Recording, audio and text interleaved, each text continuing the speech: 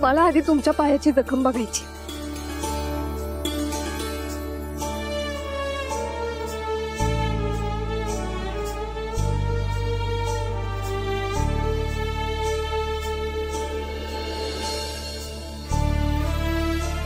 नाही रे आहो, केवढं लागलंय तुमच्या पायाला? रक्त येत आहे त्याच्यातून। काही नाही, तुम्ही आत चला आधी, चला। नाही साहेब, तुम्हाला जखम बघायची होती, तुम्ही बघितली। आता मला माझं काम करू दे। तुमच्यासाठी ही जखम मोठी असेल, माझ्यासाठी किरकोळ आहे। मला माझ्या प्रेमाची परीक्षा पास करायची आणि कुठल्याही परिस्थितीत मला ती पास करायची। ही तुमच्या एकट्याची नाही, आपल्या दोघांच्या प्रेमाची परीक्षा आहे। त्यामुळे ती तुम्ही एकट्याने नाही, आपण दोघांनी मिळून पास करायची।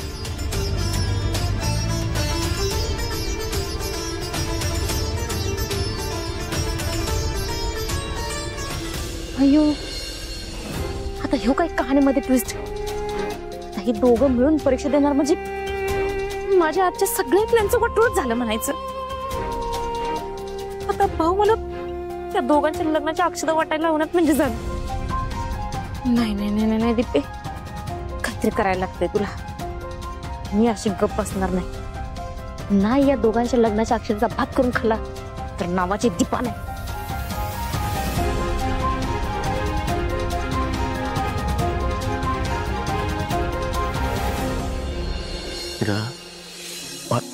रडू नकोस, रडू नकोस, रडू नकोस। या दयाची पोरगी आहेस तू, आणि माझ्या पोरीनं स्वतःला शिक्षा करून घेणं असं हे सतत रडणं मला मान्य नाही। मुजुमदाराची सून होणार आहेस तू, धैर्य मुजुमदाराची राणी होणार आहेस तू, राणी। त्यासाठी त्यांनी इथं थांबायला तर पाहिजे, सारखे बाहेरच असतात ते। माझ्या आयुष्यात थांबण्यासाठी त्यांच्याकडे वेळ कुठे? आता सुद्धा कुठे गायब झाले काय माहित। हे बघ, तू कुठे भी गायब होते, लवकरच घरी येणार। तू जिथं कुठं असेल तिथून इथं यायला त्याला मी भाग पाडणार, हा माझा शब्द आहे, शब्द। तुझ्या डोळ्यातून पडलेल्या प्रत्येक थेंबाची किंमत मी त्याला मोजायला लावणार, आणि तुला दिलेल्या प्रत्येक जखमा त्याच्या डबल जखमा सोसायला